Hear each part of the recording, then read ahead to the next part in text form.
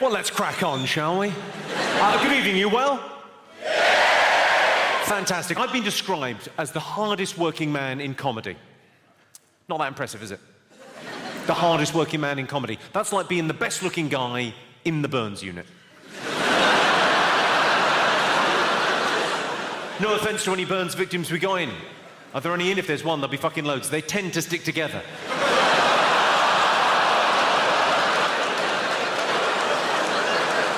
And we're off. Someone came up to me outside and went, "I thought you'd be younger." I said I was. I'm 40 years of age, but girls still check me out. I wouldn't mind, but they're so bloody obvious about it, pointing and whispering. Stranger danger. Every night after the show, I have attractive women banging on my dressing room door, and sometimes I let them out. Are there any comedy groupies in here this evening? Any gag hags? Any chuckle fuckers? The only reason I ask is if any girls come up to me after the show looking for sex, I'm going to have to disappoint you. I mean, we can have sex. Just it will be quite disappointing. I wouldn't lie to you, it'd be like throwing a sausage up an alleyway.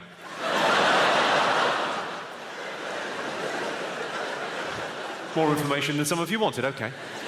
I'm a stand-up comedian, a TV host, an actor, and a writer. People ask me, what's your secret? I'm the M4 rapist.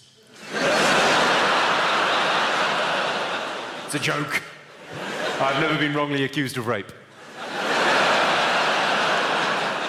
We all like a laugh, yes? That's the one thing we've all got in common in this room. We all like a laugh. It's a very British thing, I think, to come out of an evening with the express intention of just having a laugh. Here's a great fact about this country.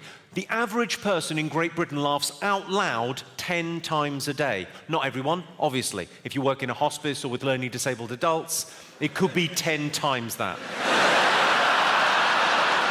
Sky's the limit.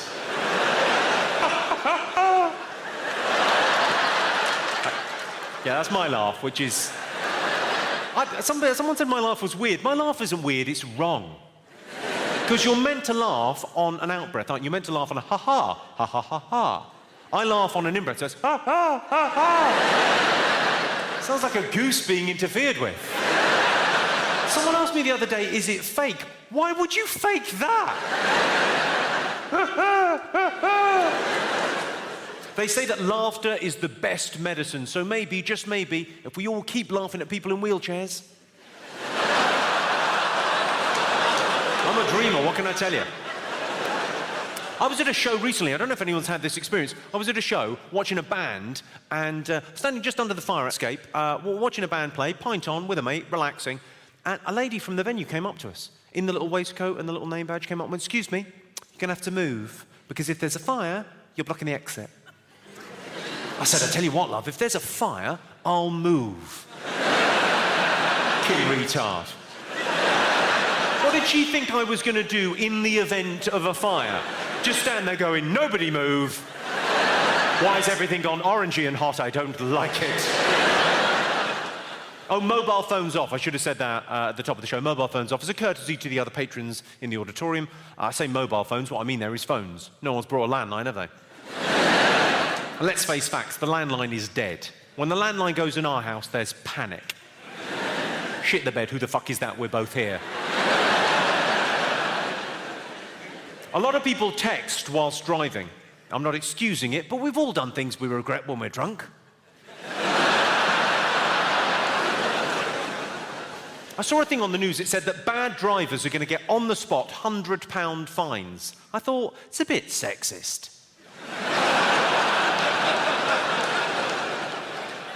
Do you understand that? Yes, you did. Yes, you did. I'm not being sexist. How could it be? Some of my best friends are slags.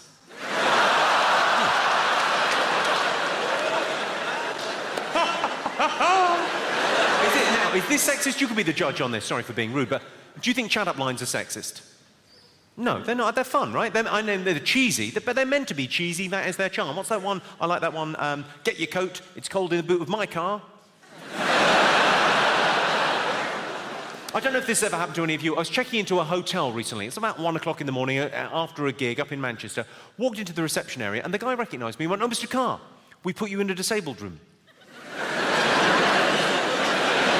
I said, right, what's the difference between a normal room and a disabled room? And he said, the disabled room's got a walk-in shower. It's taking the fucking piss, isn't it? I've got a question for you, ladies and gentlemen. Does anyone in this room believe in the supernatural? Ghosts and spirits and the like? Yeah. Quite a lot of you. It's actually easy to tell if your house is haunted. It isn't. Grow up. That's me being cynical, but that's this job. Being a stand-up comedian, I think, makes you a bit of a cynic. Has anyone in here actually seen a ghost? Well, go on, what did you see, madam? Tell us the story. And there was no one there. Go on, what did you see? I'm not... I make you nervous. You've seen the undead. And I make you nervous. Doesn't really show me in a good light, does it? Go on. Where were you when you saw the apparition? You were in a friend's house. Right. Her stepfather was what, sorry? I think I may have cracked this case already. There's a stepfather involved. Was there ectoplasm? Go on, what happened? Were you upstairs? Were you... You were in his son's bedroom? Of course you were, love. Go on.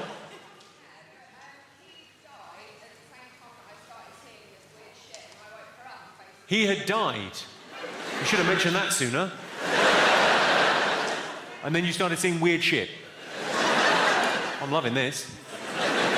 There's a special name for people that have seen ghosts. Schizophrenic. All the best with your future. Quite an in-depth story. I'll leave it at that stepfather did something terrible. And you've recoded that memory. Of course, not all fat people are jolly. Some of them are women. You shouldn't be mean. Fat girls have got feelings. Mainly, they're hungry. It's only a joke, isn't it? It's only a bit of fun. I told it the other night and a girl got up and walked out. Well, waddled out. I presume offended, possibly just peckish. Whenever I'm in the changing rooms at the gym, I'm always embarrassed by the fact my penis is so much bigger than everyone else's. But then, in fairness, it is erect.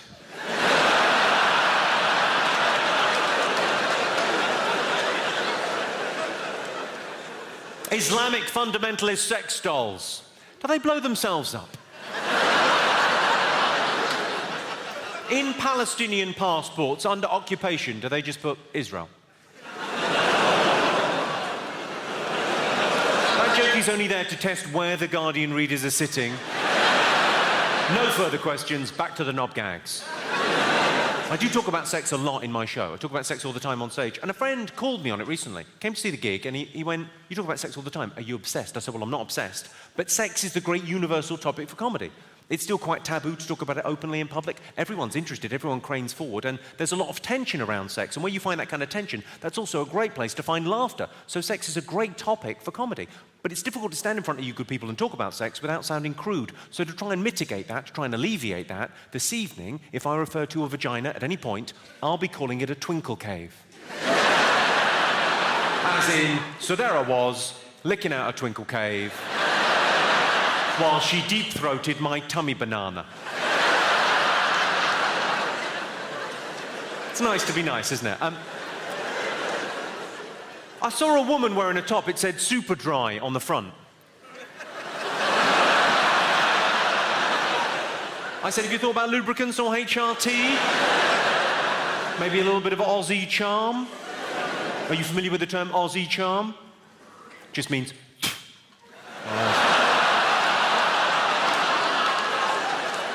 Australian charm, you're welcome. Very pleasing look from the ladies of London as if to say, well, I didn't know that had a name, but yes, that does happen. My girlfriend bought a T-shirt for £80. That's a ridiculous amount to spend on a T-shirt, am I right? It said D&G on the front. I suppose fair enough. One of her tits is bigger than the other. I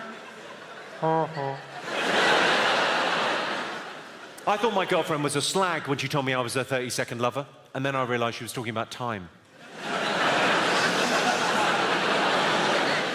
There is a minimum comprehension level you may be asked to leave. I'm sorry. My ideal woman would be a single mum, once I'd finished with her.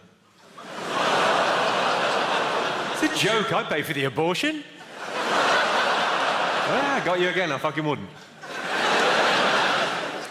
Let's talk about something a little bit more serious. It can't all be slapstick abortion stuff. My first wife was from Thailand. Well, don't, because you'll feel bad. It's actually quite a sad story. My first wife was from Thailand, and she died of testicular cancer.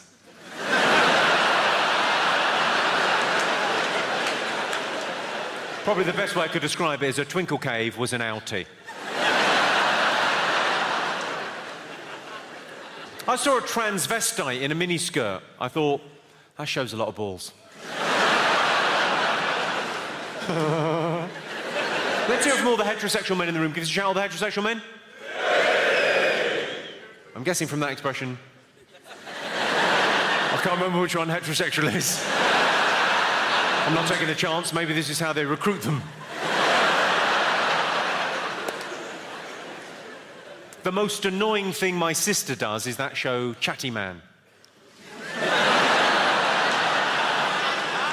That's the most annoying heckle that I get at gigs. I like it when people join in. I like a bit of a heckle and a bit of fun.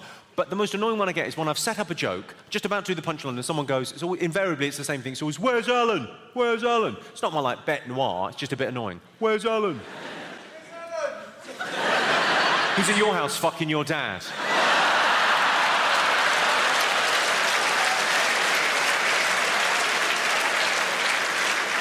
I think we all knew, including him, I think we all knew that was a trap. I could feel you as one going, hold, hold, hold. And then one brave soul over there said, no. I'm taking one for the team. Or rather, your dad is. Of course, not all gay people are happy, camp, and fun. Some of them are lesbians. If you're a lesbian and you didn't find that funny, you're surprising no one. Are there any lesbians in? No, my gaydar is pretty much honed in on this pair down there. Hello, how are you two? You all right? Yeah. I presume you're a couple? Married, yeah. You're married? Oh, congratulations. Okay. Fabulous. How long have you been married? Since October. Since October? My God, it's new and fresh. Have you even finished consummating the relationship? No. You don't know when you're finished, do you? That's one of the problems with your lifestyle choice. We'll just put that on hold. We'll be back in a minute. Well, so you're married, you're committed to each other. Well, it's maybe a crazy question to ask you because you're in this long-term relationship and you love each other, but what would it take to get you back on solids?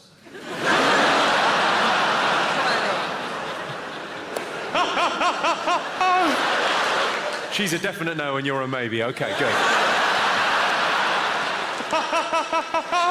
Oh, I love my job. I tell you what, I'm going to do a test and see whether we've got any other sisters in the room, see if there's any other lesbian sisters. Like I'm a lesbian, I've got the haircut, come on. I look a bit like KD Lang, I could get away with it. I'm going to test the heterosexuality of the other ladies in the room. Just a simple question to test this. Ladies, have you read 50 Shades of Grey? Yeah. You've all read that book? You love that book. I would describe 50 Shades of Grey as the ultimate flick book.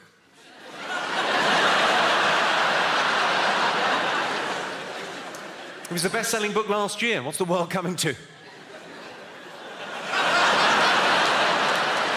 It was the best-selling book last year. I can prove it. Last year, wettest on record. I think it's a very interesting book because, although it's not a great piece of literature, it's more gusset typing. It's interesting because it's pornography for ladies. That's what it is, right? And men, that book is in our houses, isn't it?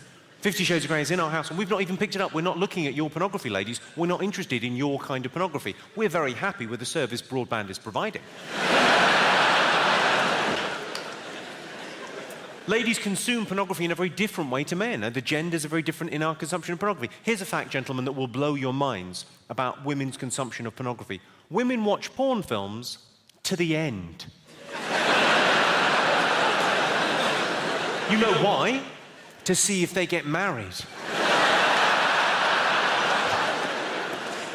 Well, it's probably as good a time as any to talk about how political correctness works in stand-up comedy, because some people think it's a free-for-all. You can say whatever you want on stage because of freedom of speech. That is not the case. There are rules and regulations that govern what I do. Basically, how political correctness works in stand-up comedy is, if you're directly affected by something or involved in something, you get a free pass. You're allowed to joke about that thing. So, for example, homosexual people can joke about being gay. Disabled people can joke about disability. Black or Asian people can joke about race. Those are the rules.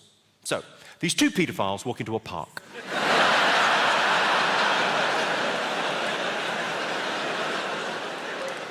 Child abuse, there's a touchy subject. I saw a headline in the paper. It said, "Please smash paedophile ring."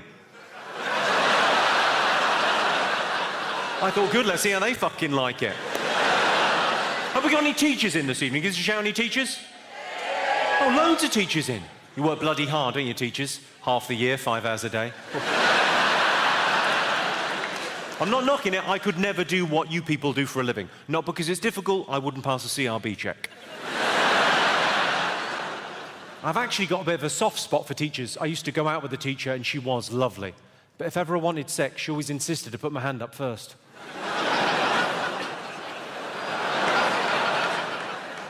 That is ruder than it first appears.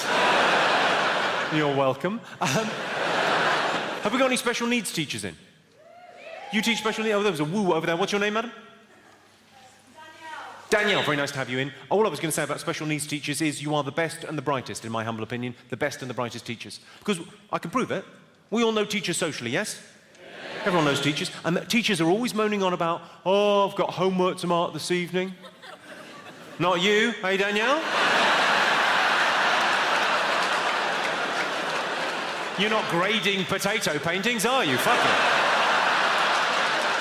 it. Your evenings are your own. Fair play. Is that a little yay? See the other teachers looking, oh, fucking annoyed. I didn't think of that. What, sorry? You used to teach at my school, at Burnham Grammar. Did you? Not when I was there, surely. No, unless you moisturise a lot. Where are you from? You're from Belfast, right? Ginger and community. I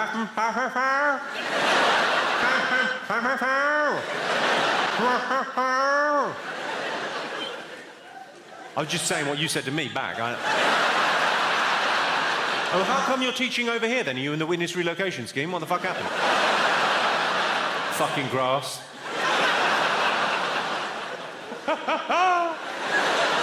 What do you teach? What subject? What, sorry? English? You can barely fucking pronounce.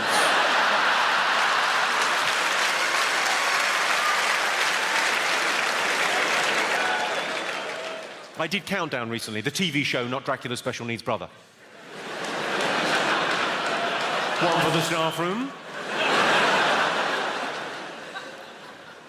And I got asked when I did Countdown, I got asked by every man that I know, everyone asked me, how fit is that Rachel Riley off of Countdown? How attractive is she when you meet her? And it wasn't like a rhetorical question, they wanted me to answer. And I thought, well, I should be able to say how attractive a work colleague and a friend is without sounding misogynistic, without being sexist, shouldn't I?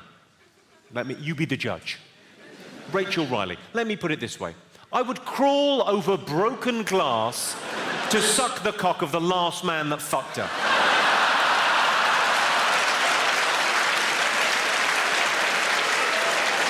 I don't think that's overstating it. I'd like to fuck her brains out, take ages.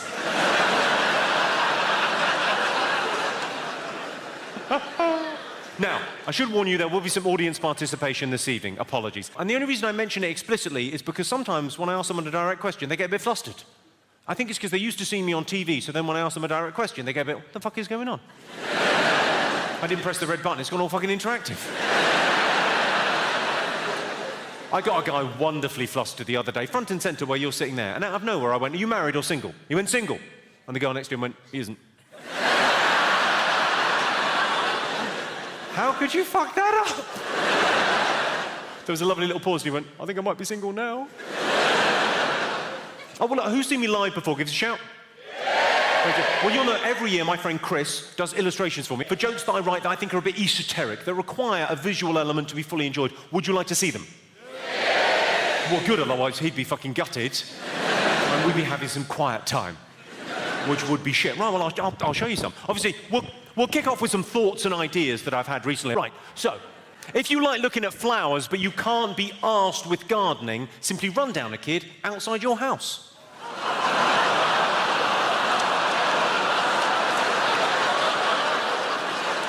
Can't believe you didn't think of it.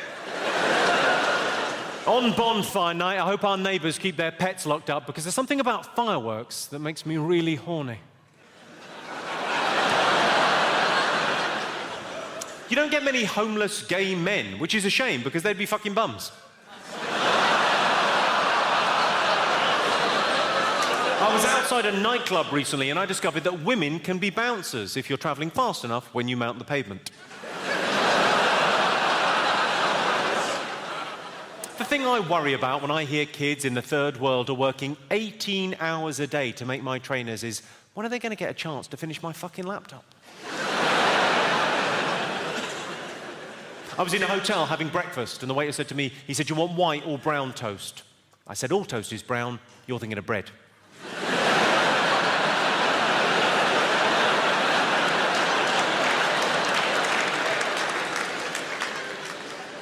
At any one time, a bowl of nuts on a bar will have 17 different types of urine on them. And that's why they're called peanuts.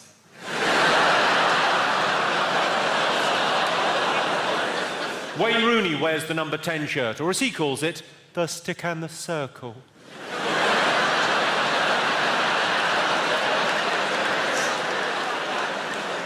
All the celebrities get plastic surgery these days. Colleen Rooney's just had some work done on her arsehole. He's had hair transplant. My friend reckons football violence and aggressive behaviour are triggered by primitive tribal rivalries, which are projected onto opposing teams and then expressed through exaggerated displays of loyalty. But he's a lying gooner twat, so he can suck my fucking cock.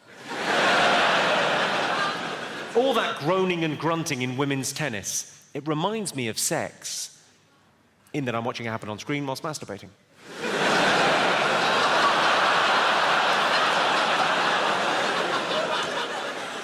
To explain spot fixing in cricket, it's what happens when something I don't understand is done by someone I've never heard of in the middle of something I couldn't give a fuck about. Spiders used to give me nightmares. Anyone else? Yeah, so what I've done is I've stopped eating them just before bedtime. Of course, the worst thing about being bitten by a poisonous spider is that you're probably Australian. Are there any Australians in? Welcome back.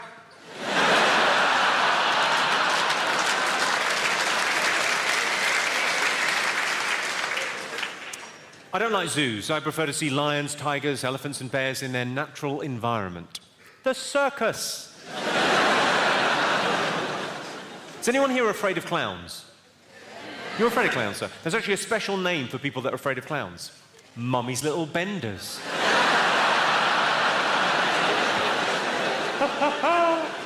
This may interest you, though. Clowns have to register their facial design to make sure that other sex offenders don't use it. Dwarves often get overlooked. I can say that, they look up to me. Should we treat ourselves to another dwarf joke? Tell you what I know about dwarves. Very little. Come on. Here's a random fact. It's random, but it's true. 1 in 10 British kids is now conceived in an IKEA bed. True. How it works is their parents insert flap A into slot B and then screw until the nuts tighten.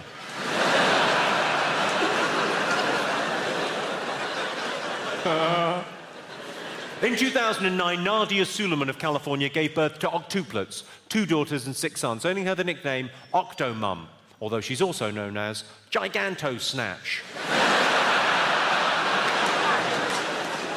Those babies were walking before she was.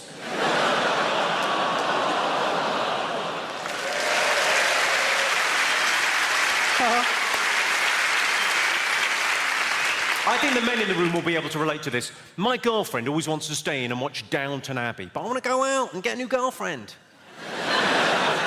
I thought it'd be okay for me to have sex with other women because my girlfriend and I were on a break.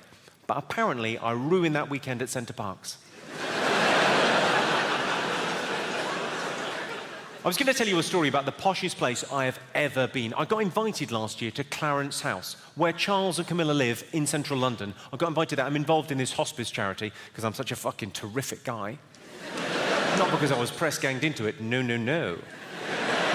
Maybe a little. Anyway, I'm involved in this thing. So Camilla is the patron of this great charity. So she organised, like, drinks and a concert and dinner in her home to, you know, thank the corporate sponsors and to get more people to donate money, raise a bit of money, raise awareness, that sort of thing. In her home, though, she put on this event. So we're all in her front room, literally Charles and Camilla's front room. It's the most ornate, like, high, beautiful sort of ceilings, and they've got a telly and a couch in the corner like normal people might have, but every square inch of mantelpiece and shelf and sideboard has got a beautiful object on it that they've been given by visiting dignitaries or they've picked up on their extensive travels of the world. It's a very intimidating space to be in.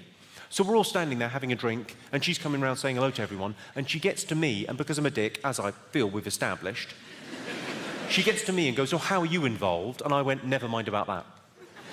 Have you seen Cash in the Attic?" Because we're sitting on a gold mine here. And to her credit, it's absolutely true. She went, "Yes," winked and fucked off. Brilliant. I did another weird royal thing last year. I did the Jubilee. Did anyone see the Jubilee? I did a little thing where I had to introduce Grace Jones in a hula hoop. Nice work if you can get it.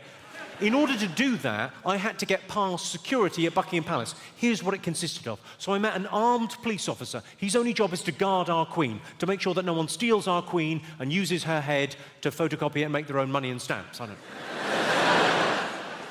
So I walked up to this armed police officer outside Buckingham Palace. I said, "Security?" He went, "Yeah."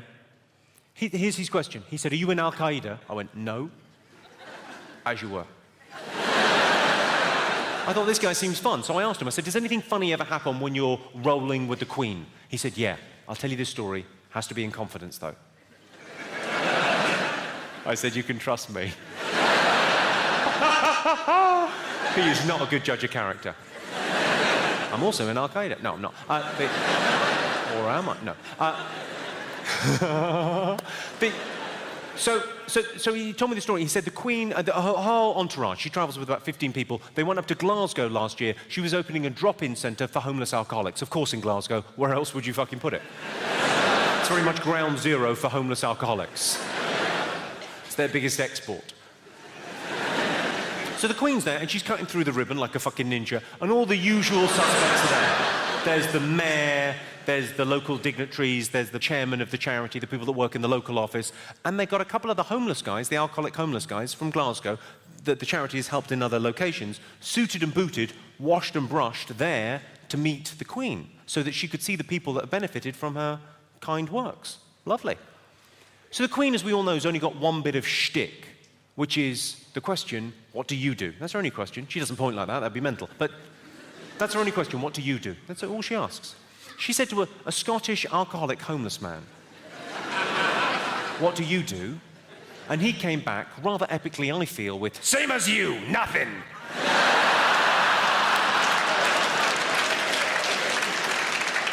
Apparently, she was fucking terrified.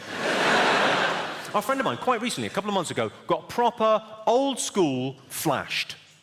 Guy in a Mac, at dusk, in a park, one of those. Sorry, I've added that. I don't know if he did that. You would, though, wouldn't you? You'd give it a bit of cock slap. You'd probably treat her to the windmill, wouldn't you? Who are you hurting?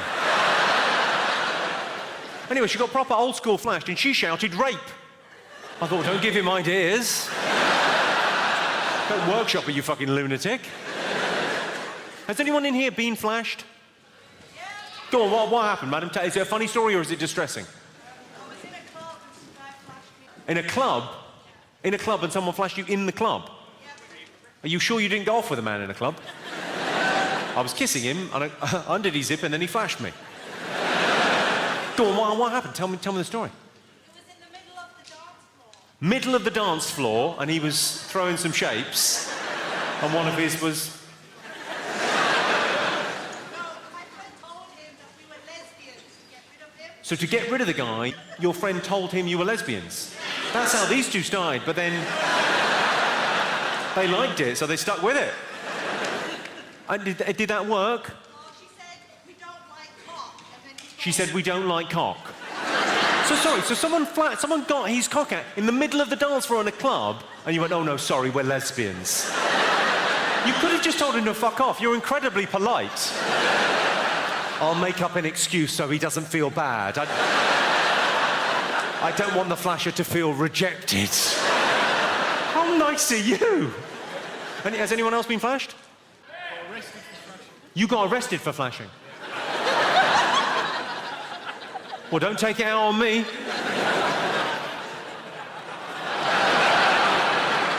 What do you mean you got arrested for flashing? Well, I was going for a piss. You were going for a piss? This sounds like bullshit to me. You were going for a piss. Where were you going for a piss? Set the scene for us. I've never met anyone that's flashed. Go on. It's going for a piss in a primary school. In a car park, okay. In a car park outside, you're going for a piss. Caught short. Late at night, fine, okay. Yeah, and I needed a piss, so I went up against a tree. You went up against a tree. Yeah. Turned out it wasn't a tree, it was a fat girl.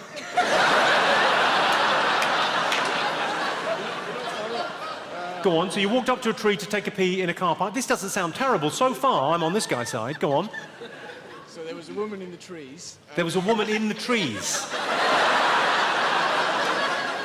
Sounds like you've broken dogging etiquette by pissing on someone. So you went up to take a piss on a tree, and there was a woman in the tree. She was walking, there's a pathway. She was walking, okay. And it was outside a police station. And it was outside a police station. What kind of a fucking idiot are you? You went for a piss in the police station car park. Why don't you just turn yourself in? That's a cry for help if ever I heard one. Lock me up before I hurt someone. And what, did she scream? Did she complain? What happened? No, she went into the police station and they came out and arrested me for indecent exposure. They came out and arrested you for indecent... Is it because you're a bit ginger? Do you think they would have let you off if you hadn't been quite as... I'm sorry about these lights as well. We could well be giving you skin cancer.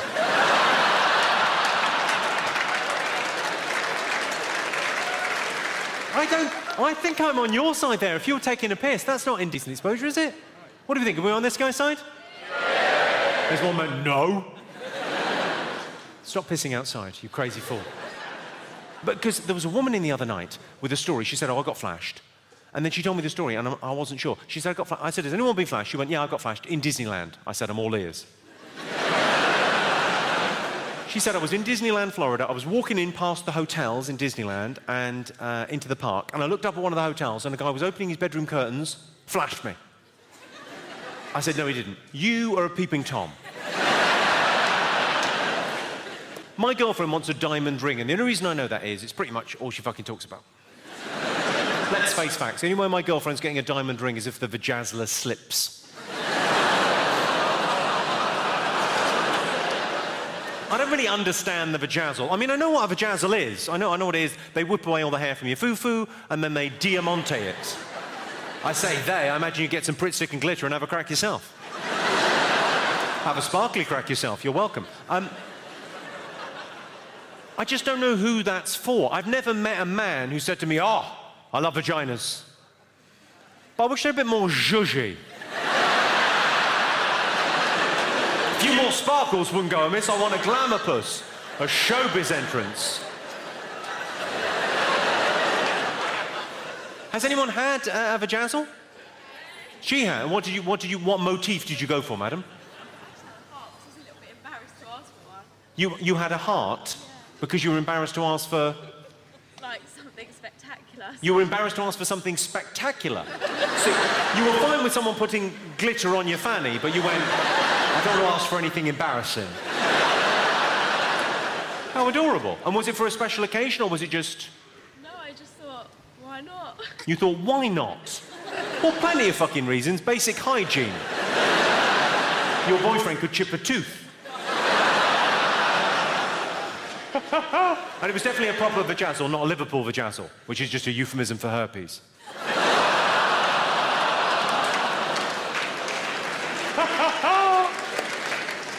Has anyone else come across a vajazzle?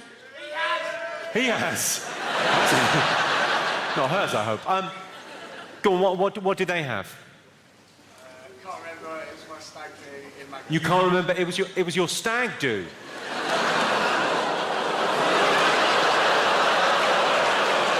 Oh, you can't remember anything. Sounds like a Liverpool vajazzle to me. No, love, I don't know what happened, it's just really itchy. Fucking hell. Obviously, I could never get a vajazzle because I don't have a vajayjay, but I would consider glitter balls. You know, for a special occasion. Oh, speaking of special occasions, there was a couple a couple of weeks ago at one of my gigs, 35 years married. I got chatting to them because I thought, well, quite an incredible thing in this day and age. Got chatting to them. I said, what did you get her for the anniversary? And he said, deep fat fryer. I said, well, what did she get you? And he went, chips. And they seemed thrilled with that arrangement. It got me chatting to people about what is the worst gift you've ever got? Birthday, anniversary, Christmas, Valentine's. What is the worst piece of shit you ever got?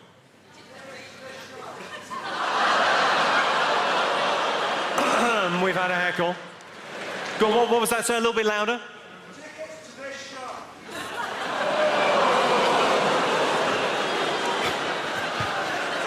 No, that's fine. Sir, what's your name? What, sorry? Toby, do you mind me sharing with the group? Thank you very much indeed, Toby. That makes it much easier. Because there's a heckle. It's quite a good heckle, quite a funny heckle. But we have to do a heckle put down now. God. I would love if I could just let it go, but I can't. There are rules. But you don't mind me sharing with the group, so it makes it much easier. We can go old school. What, sorry? Stop stalling! Stop stalling. Don't panic, sir. I've got this. I'll have to put you on arsehole waiting.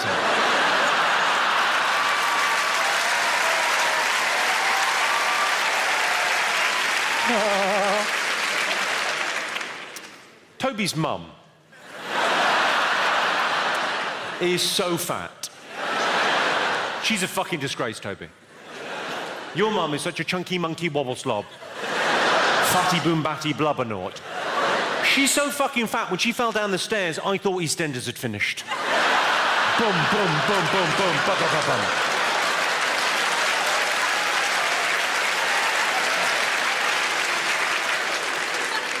True story.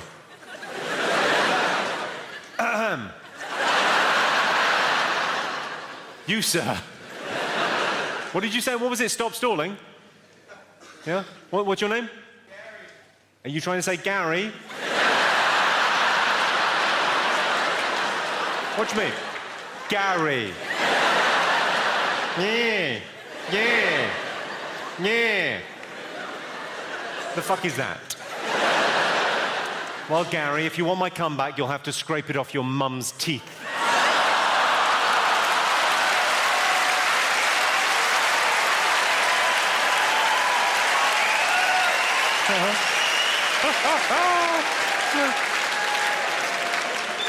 Worst gifts. What's the worst gift? What, sorry? You got a bread maker.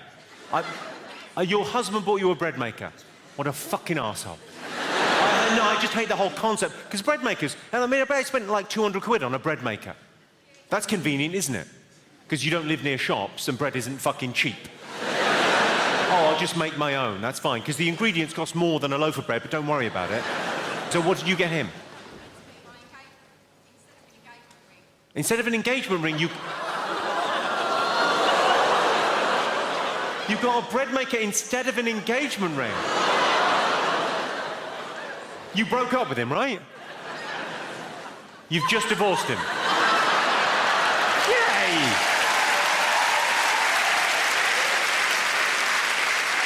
Why did you go through with marrying him? I mean, that must have been fucking awkward in the office. Oh.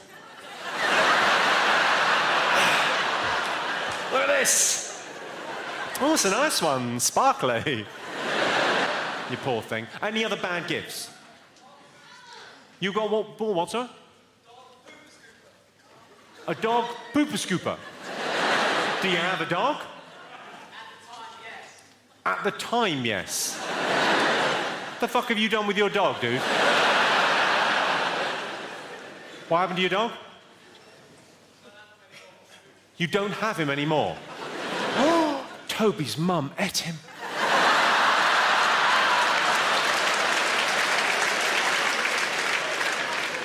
The fat bitch. Sorry, dude. Any other bad gifts? What'd you get? Nothing.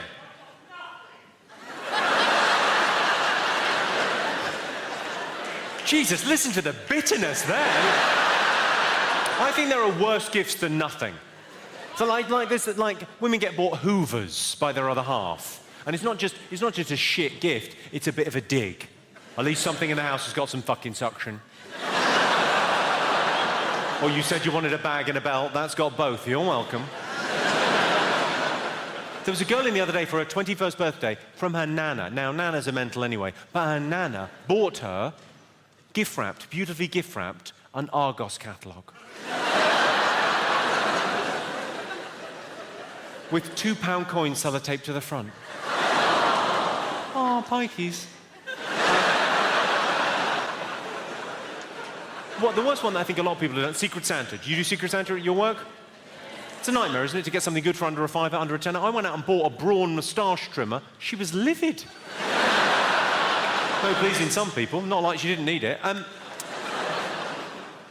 The best gift is obviously anal sex. Not for a Secret Santa thing, that's a fucking disaster.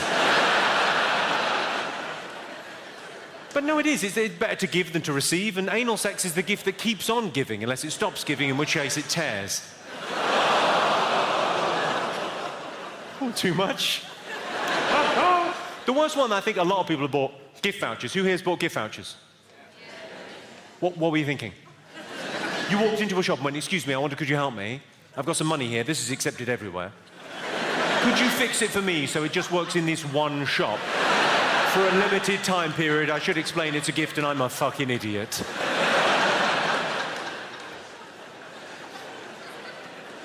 It's a great feeling when you get a woman you've been chasing for miles. I've known thousands of women in the biblical sense, and by biblical sense I mean made-up women that don't really exist. A lot of people just drift into relationships without really thinking about it, and we call those people men.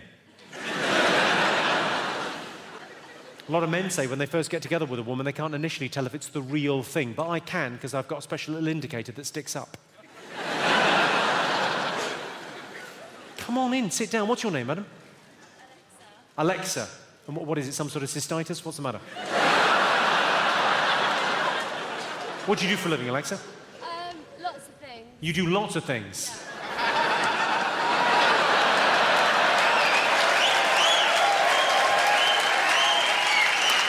Yes, I think I've seen a card advertising your services. Are you new in town? Go on, sir. Don't let me guess. So, I'm an aspiring presenter. You're an aspiring presenter. Yeah. Ooh. Well, I'll say to you what I say to all aspiring presenters that I meet. I'll have an Americano, please.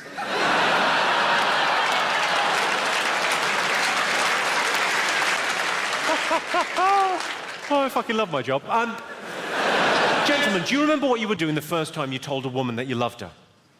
I do, I was lying. Don't give me that look, it worked, I fucked her. We went out for a drink the other night, me and my girlfriend, and we were chatting about what people actually think about when they're having sex. Not a conversation I would recommend. She said to me, what kind of a man fantasizes about his partner's friends whilst he's actually having sex with his partner? And I said, promise you won't get mad. What do you think is the most important thing in a relationship? Give us a shout. Sex. How long have you been together with your woman? 4 years, and sex is still the most important thing. Well, you, sir, are a liar. Up to 2 years, I would give you. Up to 2 years is fine, but sex is the most important thing. You're ripping each other's clothes off. It's fantastic. After 2 years, what's that coming up on the inside? Coming up pretty fast. Sky Plus.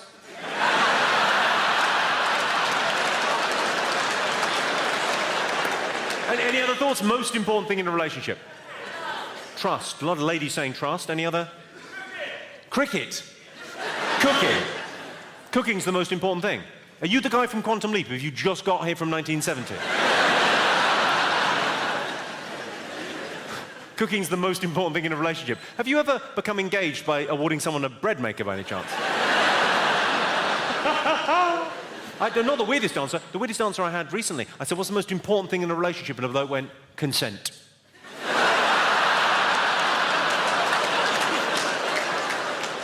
There was a guy up in Edinburgh, I said, most important thing in a relationship, and he went, me. A terrified-looking woman next to him going... Any other thoughts? Lubricant. Well, if you run out... Any other? What, sorry? A puncture repair kit.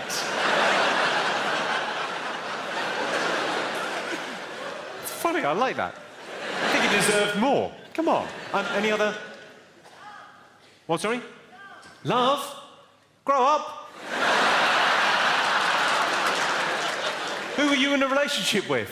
Your My Little Pony? Any other thoughts? Most important thing? Laughter. Well, I don't know about that. I do think a sense of humour is what I look for in a woman, because if a woman can see the funny side of life, she's much less likely to press charges.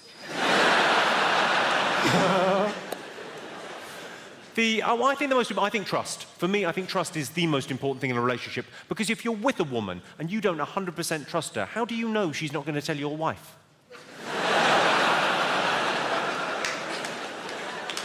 I do love it when a woman says those magic words that mean she's definitely up for sex that night. This drink tastes funny.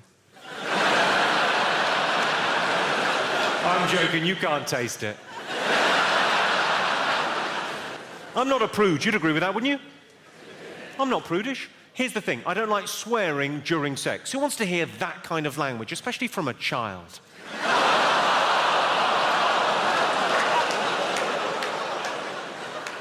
Oh, the look you gave me there. You prefer a sweary kid, fair enough. I had a thing happen to me recently, a little bit embarrassing. I got caught. I didn't think this could happen when you're a grown-up. I got caught masturbating by my girlfriend. What do you say? Sorry I woke you. You've got sleep in your eye.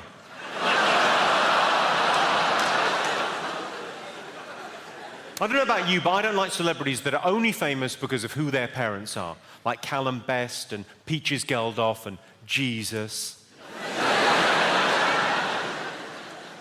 I heard a reporter on Sky News say at least one person killed in suicide bomb attack. Yeah, obviously. That is the bare minimum you need to qualify. It was something about burning a copy of the Quran in Afghanistan. I was watching it thinking, I would never burn a copy of the Quran because I've got a Kindle. Just delete it, don't fuck about. I'm not worried about Islamic suicide bombers, they can only do it once. A Hindu suicide bomber, that is more of a threat. Because of the reincarnation. Oh, I don't know what's going on. I was going to talk to you about terrorist threat levels in this country, because our government have picked the weirdest words for our terrorist threat levels. You know, sometimes they announce them at the end of the news. The weather, the pollen count, and then the terrorist threat level, for no reason at all. And it's words that I don't understand. So, at the moment, the terrorist threat level in this country is substantial. I asked a police officer, what am I meant to do with substantial? He said, watch yourself. I said, well, I'm not involved. Do you know what the highest terrorist threat level is? How's this for a creepy word? Imminent. The fuck am I meant to do with imminent? I imagine clench. I mean, I've never been near a bomb when it's gone off, but I imagine that take the edge off, wouldn't it? And we all know that isn't the highest terrorist threat level. The highest terrorist threat level, as we all know, is I don't care if this does look racist, I'm getting off the bus. That is a massive rucksack, and he doesn't need to be saying these prayers out loud. I'm fucking doing one. Where middle-class guilt is overtaken by fear, you know you're in trouble. Of course, with these jokes, I could face the wrath of Islam, which I've always thought sounds like a shit pub. Where are we going? Wrath of Islam. Oh, for fuck's sake. There's no booze, there's no fruit machine, there's no pork scratchings. Yeah, but women can get stoned.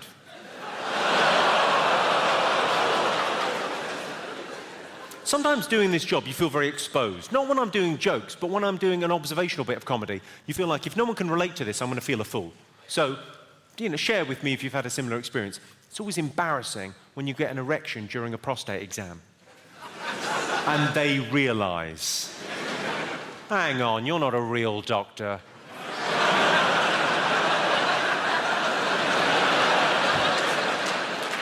Joke's on her, she hasn't even got a prostate. Have we got any teenage girls in? Give us a shout, any teenage girls? I'm sorry, I realise that is a creepy question. The teenage girls, the reason I ask, I read a thing recently that said that 90% of teenage girls are sexually active. Bullshit. A lot of them just lie there. I'm frightened, you're not my real dad. I often get asked by young guys, young men after the show often ask me, can you laugh a woman into bed? The short answer, yes. Obviously, she's too young for you if you're having to say peekaboo, but yeah. You can laugh a woman into bed. The tough bit comes 20 minutes later when you're trying to laugh her into a taxi home. I don't want to make a big deal of this, but I recently adopted a newborn African child. He was just £7, plus postage and packing. That's how they get you. If only they'd put holes in that box. And that is the joke, interestingly, that Richard Curtis said was a bit much for the comic relief gig.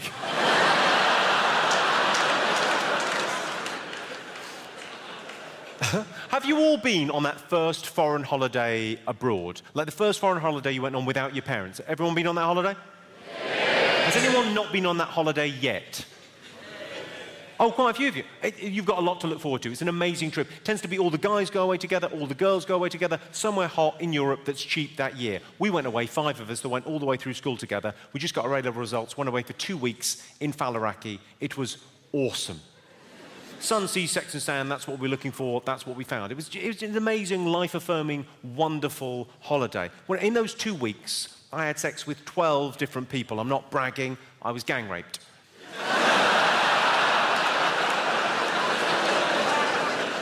Still, I didn't let it spoil my trip.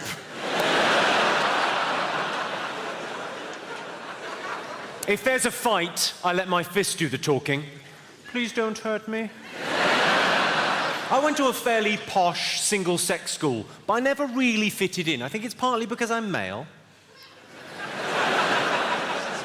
Partly because I was 35 when they caught me. My granddad always used to insist on standing up whenever a woman entered the room, which is ultimately what led to him losing his disability living allowance. I was up in North London. I saw a guy in the high street with a guide dog and a white stick. And I went up to him. I went, "You must be blind." He said, "Tell me something I don't know." I said, "There's a tree over there." Don't be a dick about it. You never forget your first, especially if they've got an unusual name. Kayla. There's something I don't understand about a woman's G-spot. I can't quite put my finger on it. I can drive a woman... Well done. That's hit home there, has it? Touched a nerve, so to speak. I'm very apt. I can drive a woman wild with my tongue. Would you like me to demonstrate? Okay, pay attention. All the action is happening here, young man. Drive a woman wild with your tongue. Have you put on weight? Anal sex is overrated. It's fucking shit. And it hurts like buggery. I tried it with my girlfriend. She was bored to tears. Is everyone that's going to get it got it? Let's move along. We've been together now for 12 years, me and my girlfriend. So to keep things fresh in the bedroom, we do a little bit of role play. She pretends to be a nurse, and I pretend I'm still attracted to her. That's divided the room, hasn't it? There's people that thought that was funny, and then there are unattractive women. Some girls like to have the lights off for sex to happen. They like all the lights to be out before they have sex. And they've got a name. They're called fugly munters. I've never had a complaint about that joke. I've never had a woman come up to me after the show and gone, "Excuse me, I'm a fugly munter." How do you think I feel? Hungry? Are there couples in? Give us a shout. I've got a theory about sex in long-term relationships. So the received wisdom is it's men that instigate sex within a long-term relationship. It's the man that says, should we go upstairs for a bit of slap and tickle, bit of how's your father, bit of sticky belly. Whatever you call it in your houses. But it's the man that asks. I think that is misogynistic bullshit. That's like saying the man's got the sex drive and the woman is just passive. I reckon it's about 50-50 in most relationships. The reason you don't notice when women ask for sex is because when women ask for sex, it happens.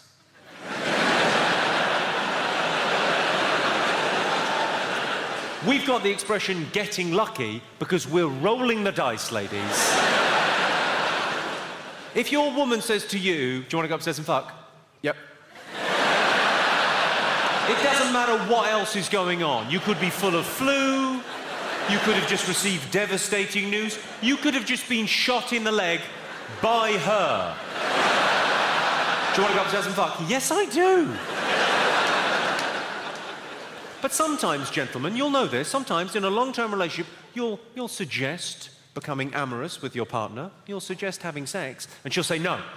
And then she will give you some kind of mercurial, strange reason as to why sex could not occur at that moment in time. And you would like to respond, you'd like to argue back, but you can't think of anything because you can't think at all because all the blood is somewhere else.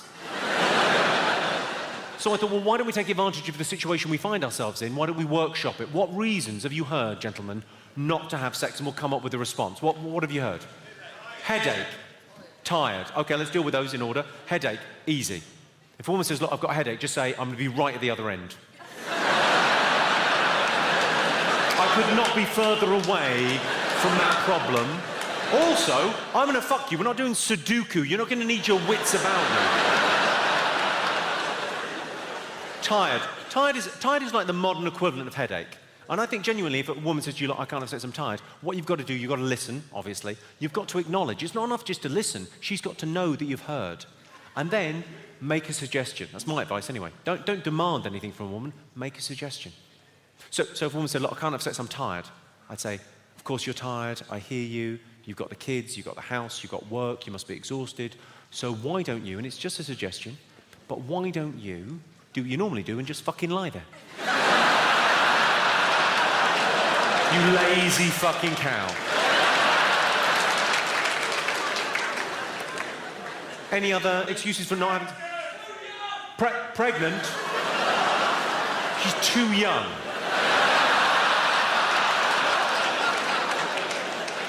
This is a long-term relationship you're in, right?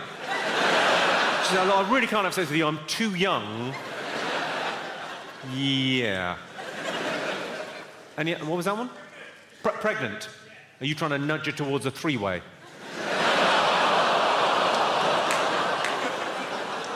Is that bad? Clearly, yes.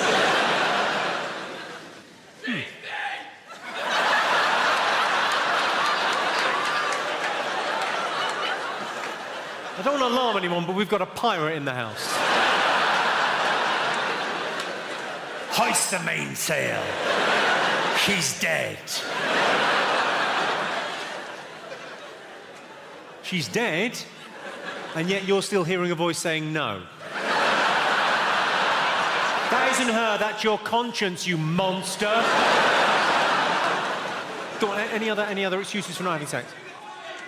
Your cock's too big. Try fucking a grown-up.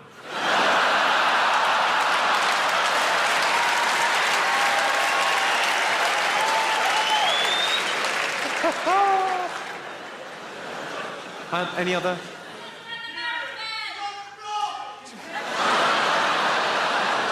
Sorry, sir, could you just repeat what you said there? She's on the blob. How nicely put, sir. I think a lesser man might have said menstruation. Or her time of the month, or maybe period. Even Arsenal are playing at home, or she has the red devil in her belly. Up on bricks. But you went with the much more genteel. On the blob! She's on the blob, isn't she? I think in all seriousness, if a woman says, look, I can't have sex, I've got my period, I would say, well, your arse isn't bleeding, is it? Yet. Give me a moment to work my magic. The best one I heard recently, someone said, a very nice gig in Cambridge. I said, any reasons for not having sex within a long-term relationship that you've heard from a woman? And a woman went, morning, Fanny. I said, what? She said, morning, Fanny. I went, yeah, I heard you. I don't know what that is. It's morning, Fanny. And she said, you know morning breath? It's that downstairs.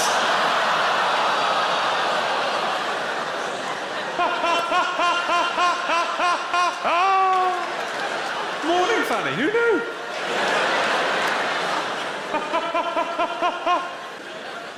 I'm telling these rather bawdy jokes, but I'm actually quite a sensitive kind of guy, quite metrosexual. I remember the first time I got together with my girlfriend 12 years ago now, first time we had sex, first time we hooked up, I cried. I don't know whether it was the physical act or the emotion of it or the pepper spray, but I teared up.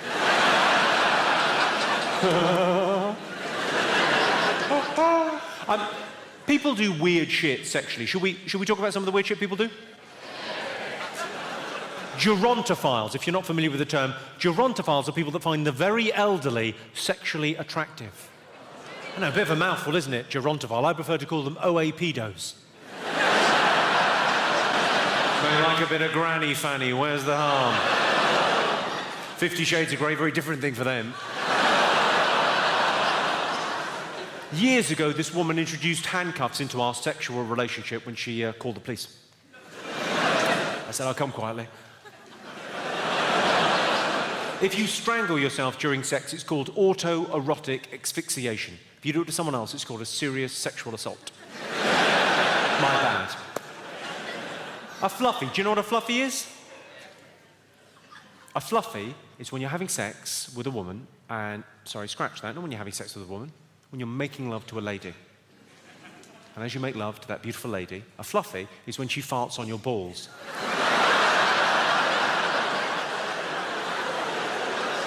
Couple of quick things. Firstly, really? That's happening enough that we needed a special term for that? And secondly, how do you ask for that?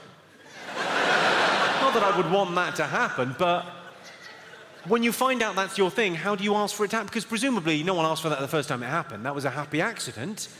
He was working away and one slipped out and he thought that's not an unpleasant sensation. But then it's very difficult to ask for that to happen again. It's very difficult to come across as Mr. Darcy, the king of romance, when saying to the woman in your life, would you mind later on, when we make love, farting on my balls? It'd be much easier, take her out for Indian food and hope for the best. Has anyone in here ever walked in on people having sex? Yes. What did you walk in on, sir? My parents. Your parents? What kind of special hug was Mummy doing with Daddy? What did you actually see when you walked in? Awful things. What was your dad up to? I mean, his balls, presumably, but... Did you get an eyeful? Sorry, obviously not like that. That'd be awful. You'd have to think that was premeditated. If you walked in and he was, oh, this is going to be brilliant. You saw your parents, because I presume you followed the classic etiquette of walking in on people having sex, which you walk in, I see, off. And in your case, straight to therapy. Has anyone else walked in on people having sex? Yeah. Go on, what you walking on, sir?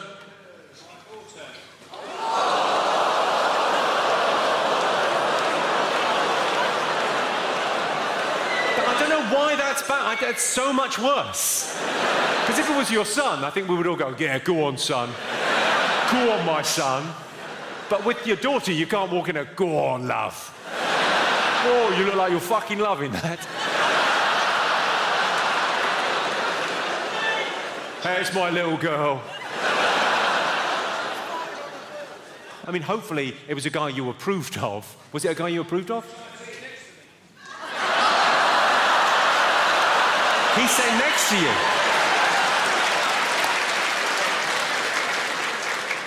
I hope you obeyed the etiquette. You walk in, you walk out straight away. There's certain things that people do sexually, though, that could not be a response. Are we all familiar with the rusty trombone? This is sexual practice whereby a lady is kissing a guy's arse. I don't mean that metaphorically. I mean that in a far more literal and rimmy type sense.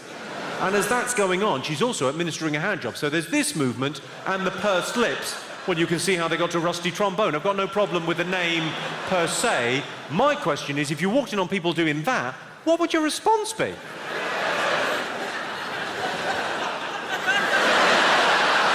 Are you sure?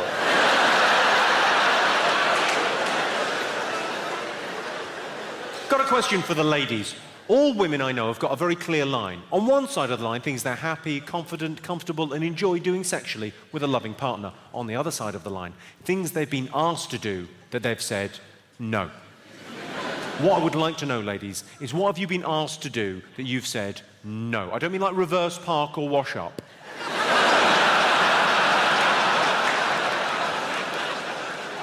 Where do you draw the line is really what I'm asking. What have you been asked to do that you said no? You look confused. Did you not realise you could turn shit down? No idea. You're just hearing now. You draw the line at anal. What, sorry? Yeah, totally. But on his birthday, yeah? Man up, lady. That's where you draw the line. Okay, any advance on that? Any other weirder things? A threesome. What kind of threesome was it, madam? Was it two guys and you, or a proper one? Go on, what kind of threesome was it? Two women? I think that, on the surface, that sounds misogynistic, doesn't it? He's gone, oh, I need two women to satisfy me because I'm such a man. I don't think that's what it's about. I think he was thinking of you. He was thinking, wouldn't it be lovely if after lovemaking she had someone to talk to? Thinking of you. Loves you. Any others? Any advance on this? Egging. What, sorry? I'm not sure if I'm mishearing or you can't talk. It's tough. Go on, what are you saying? Pegging. Pegging. The fuck is pegging? Isn't that just running? What's pegging? Where she gets a dildo on and does you up the arse.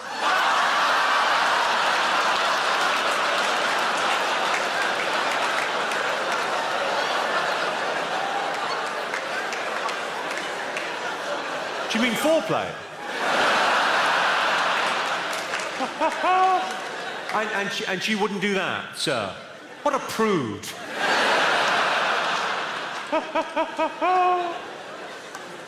Any... Blumkey. What's a blumkey? It's when you give a guy a blowjob while he's having a shit.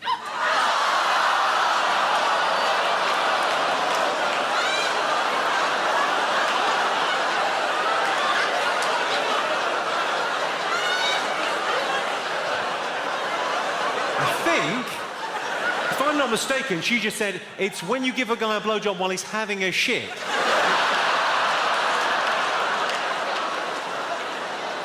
And sorry, madam, a guy asked you to do that. You know what, though? I admire that guy. Because that's what made this country great. That's what made civilization great. Daring to dream. There's an optimistic man. Oh, I'm having a shit. I've had loads of shit. It's pretty boring. What about... this whole area's free. It's all going on back here. At what point in the relationship did he ask for that? The end.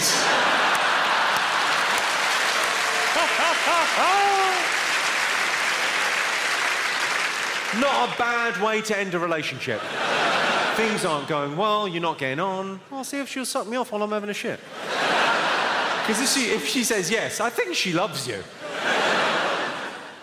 Any other weirdness? The reason I've asked that question a few times now is because it's my favourite bit of the show, because I know that there are women out there who are currently having pressure applied to their legs by the men in their lives.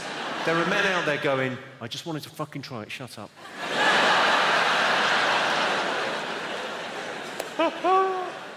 The weirdest one I heard about recently from an audience member was a Simba. Have you heard of a Simba? You know a Simba? A Simba is from The Lion King, I believe. It's when you're with a beautiful lady You're making sweet love to her, and you finish on her chest. Fine. A little bit disrespectful, some might think, but fine. And you take Simba.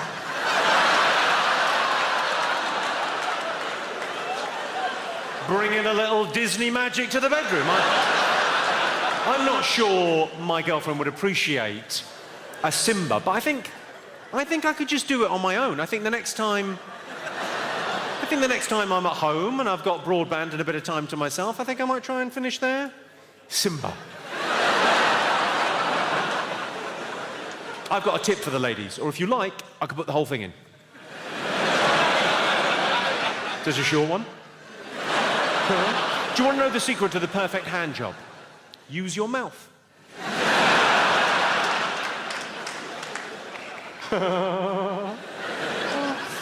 I left my last girlfriend because she got really fat. I'm pregnant, there's always an excuse.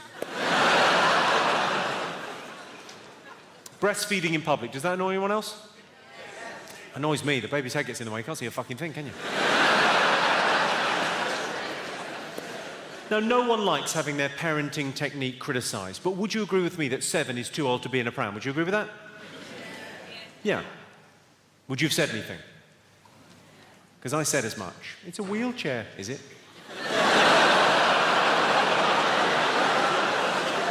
Who's got kids? Give us a shout. Who hasn't got kids? Well, you sound happier. Which is weird, because we're not trying to get anyone to join our gang. People with kids never stop going on about it, especially when you're my age. People with kids, join us. Join us. We're so happy. You don't look happy, you look tired. Join us.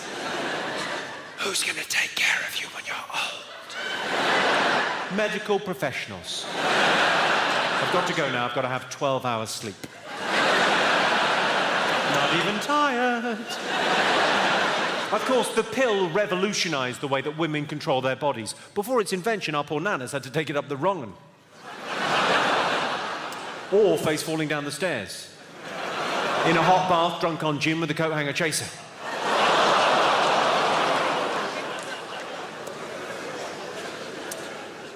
My best friend's wife is having a baby, and I asked him, I said, what do you want, a boy or a girl? And he thought about it, he said, I wanted a blowjob.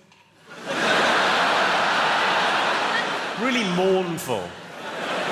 I like getting a blowjob off the missus. I don't know if you get this. I don't know if you get a blowjob off my missus, but the thing I like about oral sex from my partner, I think the thing most men enjoy about oral sex from our partners, not anything sexual, ladies, it's the peace and quiet.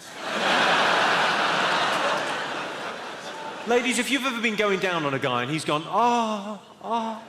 that's not your technique, that's not the sound of his sexual ecstasy. That is the sound of a man not being asked a question.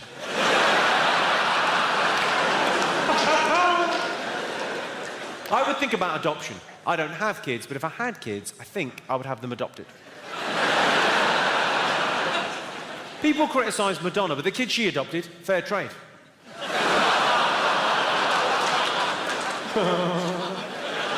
Have we got any dads in? Give us a shout, all the dads.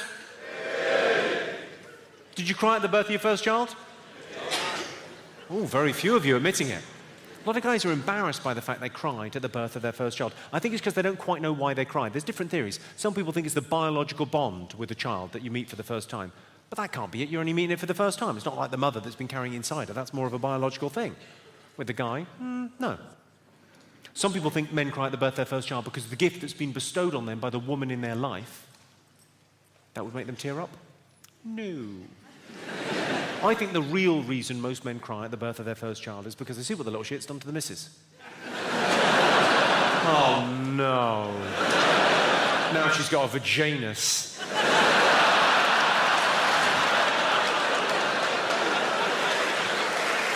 Good. If my grandmother knew how much I spent on her funeral, she would be spinning in her ditch.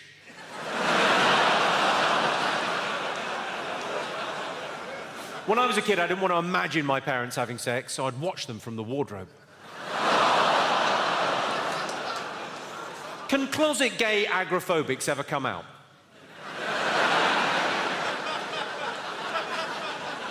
How can you possibly explain the concept of death to a young child? Well, you need a hammer and a hamster. He's not gone to live on a farm, has he? He's all over the fucking shop. It always feels so much better when you have a wank with a dead arm, but apparently I ruined that funeral.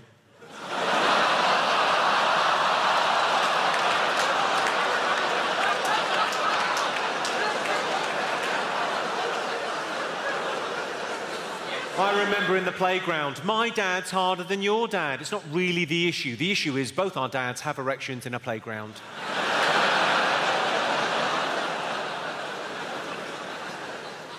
Researchers have created a contraceptive pill that deactivates sperm before it reaches the womb. My girlfriend's got something similar called stomach acid.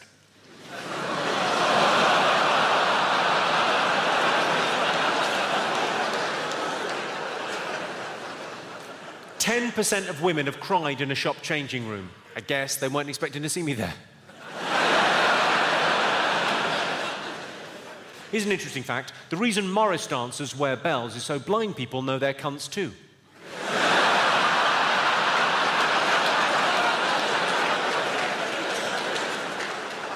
They say a problem shared is a problem halved. Didn't really work with AIDS, did it?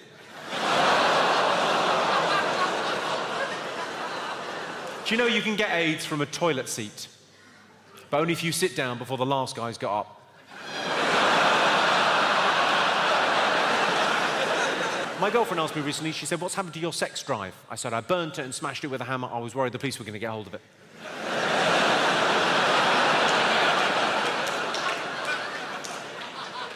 Humans and dolphins are the only mammals that have sex for pleasure, but a dog will do it for a biscuit.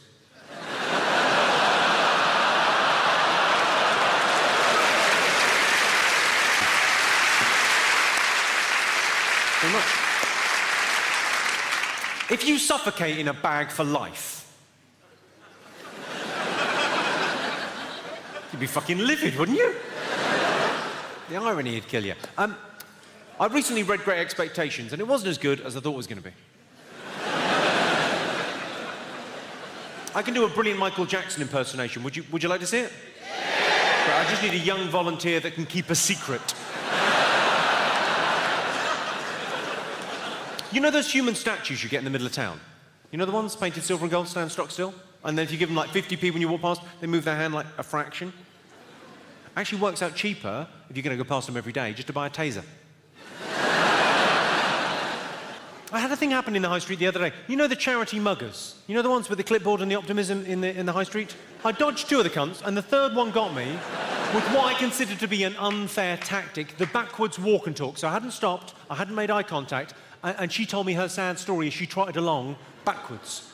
And the wording was just perfect for me. She said, "Do you know how often people die from AIDS?" I said, "I'm not an expert, but I'm guessing just the once."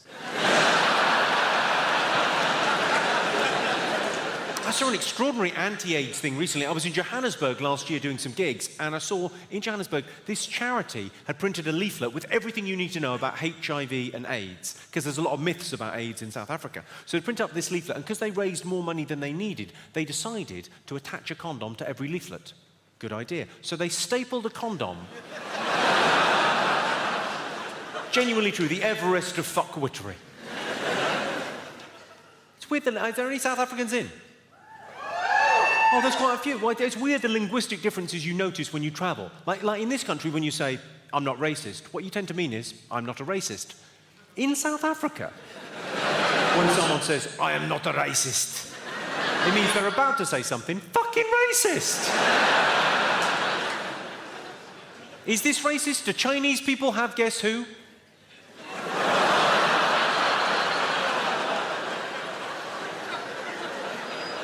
I tried that joke for the first time in a tiny little 50-seater theatre above a pub, and there was a Chinese lady front and centre, and she laughed enough that she sort of bent forward, and it looked like I'd gone, "No." It's creepy. Genuinely weird. I like to think of myself as an equal opportunities offender. I like to think I offend everyone and therefore no one, because it's kind of a blanket bombing approach to offence. It's like, I'm not picking on any group, and also I'm not really making any points, am I? I'm just trying to make you laugh for a couple of hours. That's my only job in this world. I'm not trying to make any points or change anyone's mind about anything. And the best defense of a joke is always, it's just a joke. I was only joking. Relax, we're just trying to make you giggle. When you try and say something that's true, earnestly, from the heart, that's when it can fuck up much more spectacularly in your face. I've got a story about this. Do you want to hear it? Yeah. It's a story about PC blowing up in a friend's face. So this mate of mine, it's quite a long story, which is unusual for me, but it's a doozy, you'll enjoy it. This mate of mine runs a comedy club, okay, at a university. He's in his mid-60s now, he's been running it since the early 80s, it's a legendary club. Anyway, runs this thing, he's quite a right-on kind of guy. If there's a petition to sign, he's signing it and forwarding the email to me. If there's a march to go on, he's on the march. Very right-on, political, involved kind of guy. Anyway, he runs this comedy club. This incident happened about 12 years ago. He decided to put on a night of American stand-up comedy. There happened to be 3 American stand-ups in London the same weekend, okay? So he decided, well, instead of just booking one of them, I'll book all 3 of them. We'll make it like a themed evening, like the 4th of July. We'll get hot dogs and Budweiser and what have you. It'll be fun. So everyone comes to the evening. There's like 300 people in the club, and he's all excited about it. The first act goes up on stage. He's a black American stand-up out of New York City, and he does what I would refer to as an Uncle Tom routine.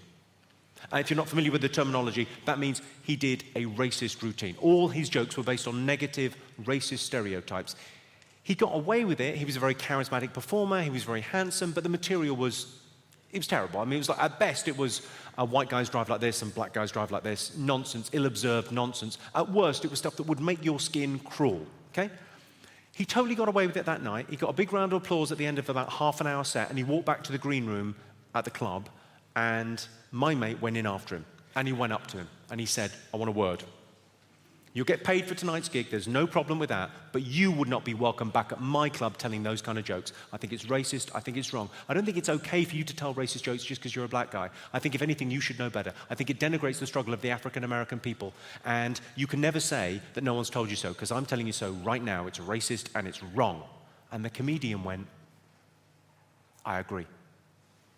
When you're right, you're right. But I'm the other black comic. I haven't been on yet.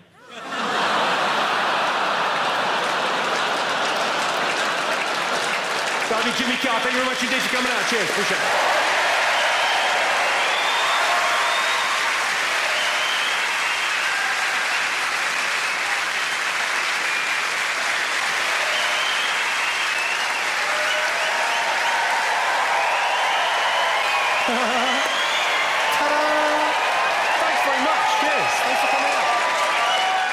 A couple of quick things. Sometimes if I buy a girl a drink after the show, she gets the wrong idea. She thinks I'm just a nice guy buying her a drink. No, no, no. Who's going out after this? Who's going out tonight? Loads of you. Well, I've got nothing but admiration. I mean, well done. But I can't wait to get home to bed. I've had a lovely night. I've really enjoyed talking to you, but I want to get to sleep now. I've got to an age where I talk about sleep like I used to talk about sex. You should have seen me last night. I was at it for 8 hours. Eider down sheets, blackout blinds, the fucking lot. This morning, the snooze button did not know what fucking hit it. Well, let's break out some rough stuff. It's that time of the evening.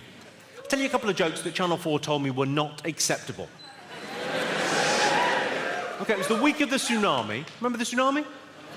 All I wanted to say was the tsunami was terrible. Tokyo was covered in raw fish and seaweed, a situation the mayor described as delicious. Could have been worse, I could have said delicious. But I didn't, because that would have been racy racism. I had a similar thing with Hurricane Sandy. You remember Hurricane Sandy that devastated the eastern seaboard of America? All I wanted to say was it was the worst thing to hit New York since those 2 planes. Possibly they got it right on that one. I tend to get into trouble with the papers for a joke once a year. Obviously, last year I went rogue. But I tend to get into trouble for a joke with a journalist once a year. Last year, the joke that got me into trouble with the journalist was this one. You probably remember it from the last show. Why are they called sunshine variety coaches when all the kids on board look the same? Now, the word variety is doing a lot of the heavy lifting in that joke, right? It's not that bad. The journalist in question said, you can't say that about retarded children. Time out. Because Variety, the children's charity, they do great work. They do a lot of stuff with mentally disadvantaged children. But they also do a lot of stuff with physically disadvantaged children and socially disadvantaged children. You can't lump all those kids together and go, bunch of retarded kids. You can't call anyone retarded kids. You're a journalist, you should know better. And also, being offended on behalf of someone else, in my mind, is literally fuck all. That's just you taking the high moral ground. For you to be offended, I think, minimum, you have to be the one that's offended. So if you're genuinely offended by that last joke, you're retarded.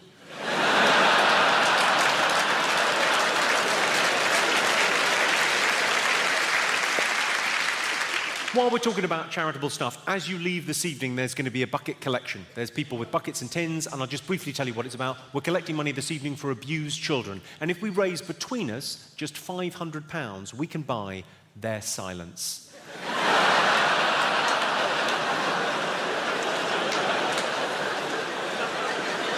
That's clearly a joke, right? The reason I say that's clearly a joke is because I did a gig in Croydon a couple of months ago and a woman genuinely came up to me after the show and went, "Where are those collection tins?" Just unpick that for a second. So not only did she not realise that was a joke, she wanted to help. Is anyone totally unoffended by anything I've said? You're totally unoffended by anything? Well, what's your name, sir? Hamdi. It's an unusual name, you don't hear that every day. Well, I imagine you do, it's your fucking name. Hamdi, what do you do, Hamdi? You're a student, what are you studying? Economics. Economics, whereabouts? Royal Holloway. Royal Holloway? Well, maybe if you'd worked a little bit harder for your A-levels. Just say Royal Holloway is not, I mean, come on. There are universities that have always been universities. There are universities that used to be polytechnics that then became universities. And then there's Royal Holloway, which I think used to be a 24-hour garage. And they got a delivery of books and they fucking went with it, God love you. Right, let me try and offend you. All right, when I was at school, a mate of mine got caught wanking in the showers. Nothing? Well, it ruined the school trip to Auschwitz.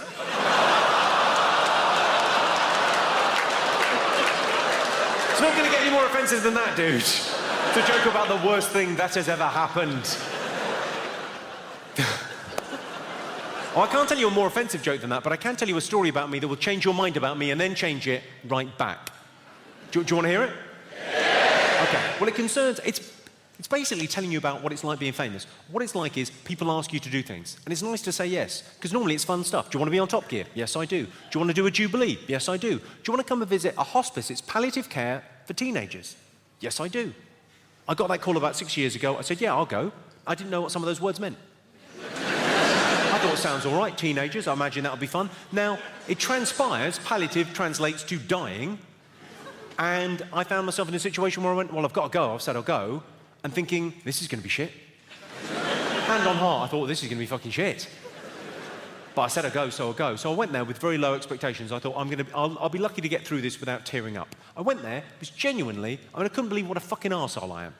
Because it was genuinely inspirational. It was brilliant to go. If you get a chance to visit a hospice, go to a hospice. They're amazing. Because I don't know what inspires you, but I like that idea of carpe diem, living in the moment, now being where happiness is.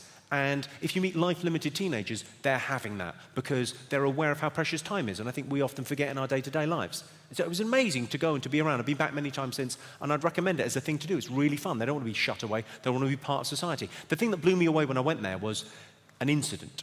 So if I go out to get coffee before the show, if I go to Starbucks, obviously my coffee shop of choice. Similar views.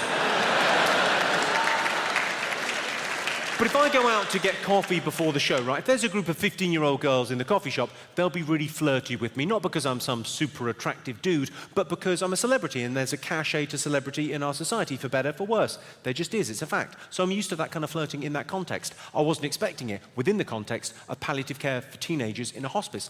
There's a girl in there, she just turned 15, pretty little thing, and she's a massive comedy fan. And she had all the DVDs, seen everything on YouTube, like really into it. And she was really flirty, and really tactile. And I thought, what? All she wanted was a kiss. And I thought, well, where's the harm? She's going to be dead before she can testify.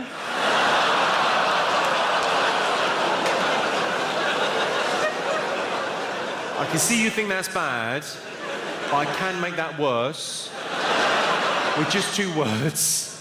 True story. It is a true story, it just happens to be about a different Jimmy.